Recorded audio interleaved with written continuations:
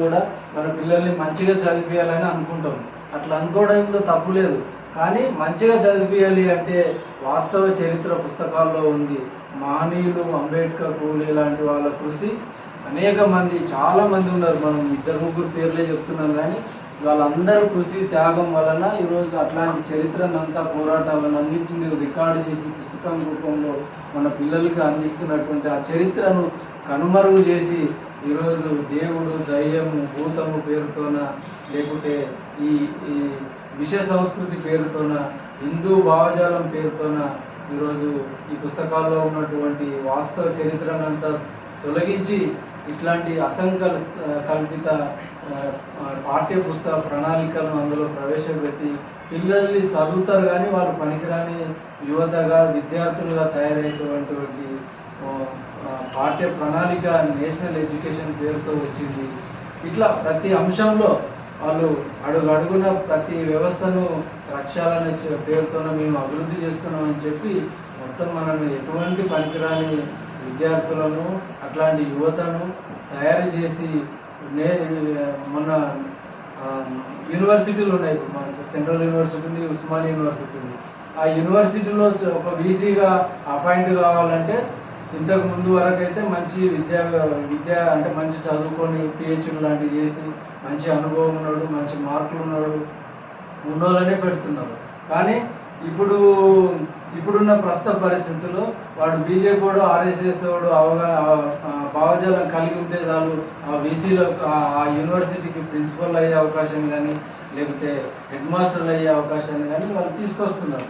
ఎందుకంటే వాళ్ళ చుట్టూ వాళ్ళు బలం చేయడానికి, అంటే వాళ్ళకు అనుకూలంగా ఈ గ్రౌండ్ను మార్చుకుంటున్నారు. అది విద్యా వ్యవస్థ ద్వారా కావచ్చు, చట్టాల ద్వారా కావచ్చు, కోర్టుల ద్వారా కావచ్చు, పోలీసుల ద్వారా కానీ, రాజకీయాల ద్వారా కానీ మొత్తం కూడా వాళ్ళ కంట్రోల్లోకి వచ్చి ఇది మనం అనుకుంటున్నాము రాజ్యాంగము మారుస్తారు కాదు, మారింది అనే అనుకోవాలి. మనం మారుస్తారు దగ్గర ఉండొద్దు, ఆల్రెడీ మారిపోయింది.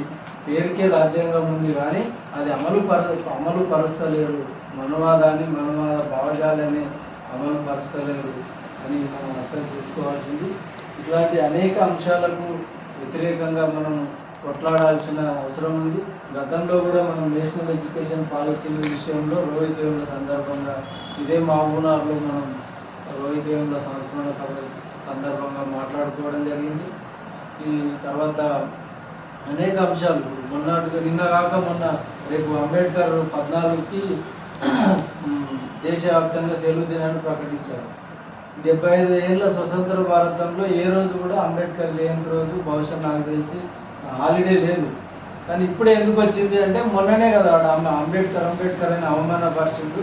ఇది కింది కులాల్లో బీజేపీ పట్ల నెగిటివ్ అభిప్రాయం పోయిందనే ఉద్దేశంతో దాన్ని కవర్ చేసుకోవడానికి, దాన్ని ఓటు బ్యాంకుగా మార్చుకోవడానికి కోసం వారం కిందట దాన్ని అంబేద్కర్ జన్మదినాన్ని హాలిడే కింద ప్రకటించారు. బాగుంది కదా అని మనం అనుకుంటాం.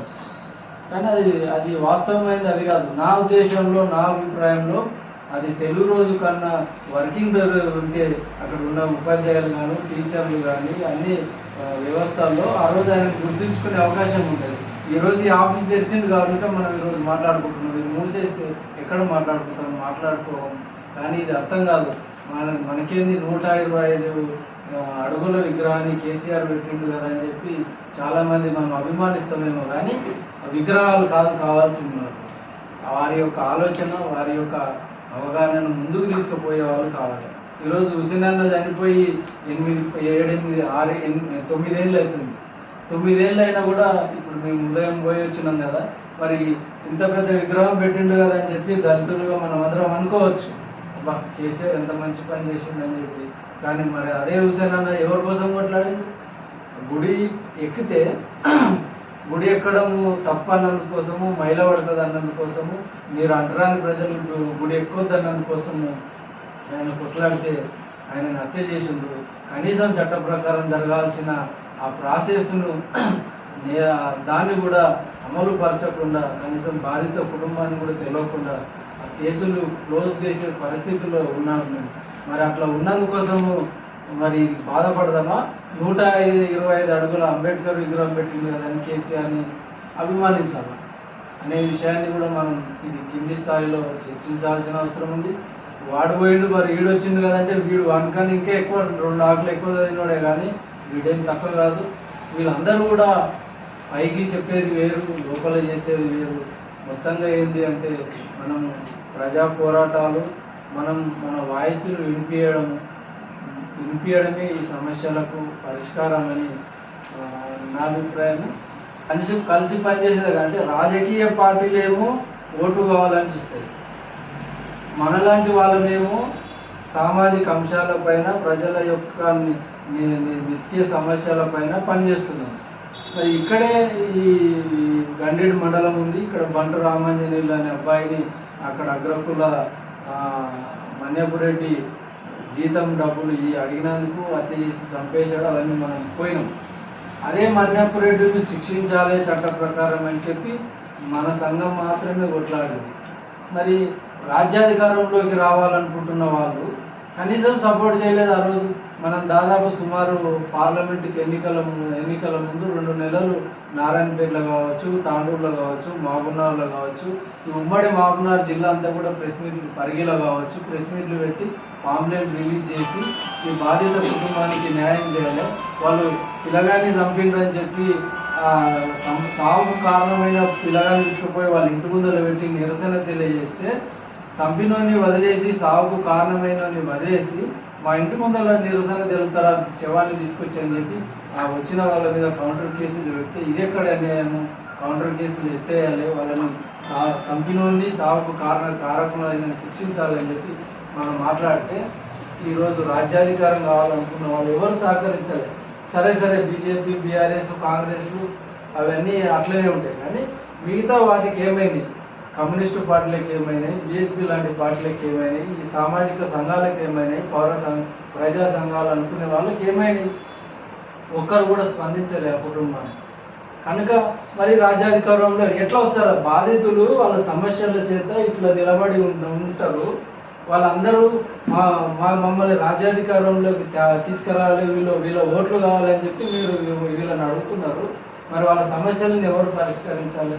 వాళ్ళ సమస్యలు పరిష్కరించకుండా మీకు ఓట్లు ఎట్లా వేస్తారు? ఈ అవగాహన మీకు లేదని, మీకు తెలియదని మేము అనుకోవాలా?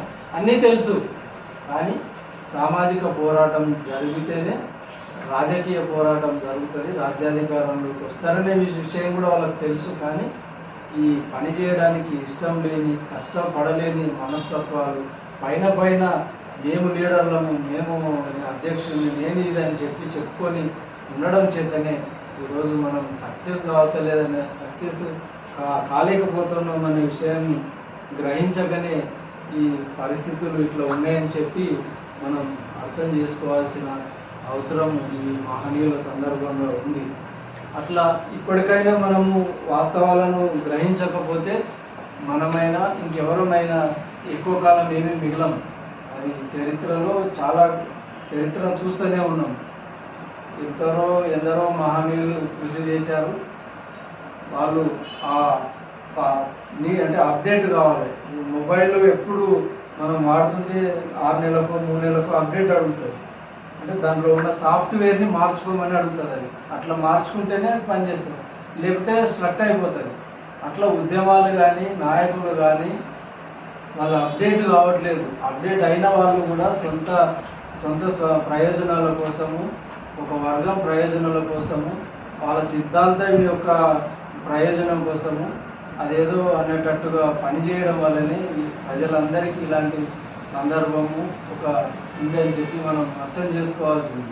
ఎందుకు చివరికి మళ్ళా వీళ్ళంతా కూడా అధికార అంటే కుల అహంకారం, ధనాహంకారం ఉన్నవానికి ఉపయోగపడుతుంది.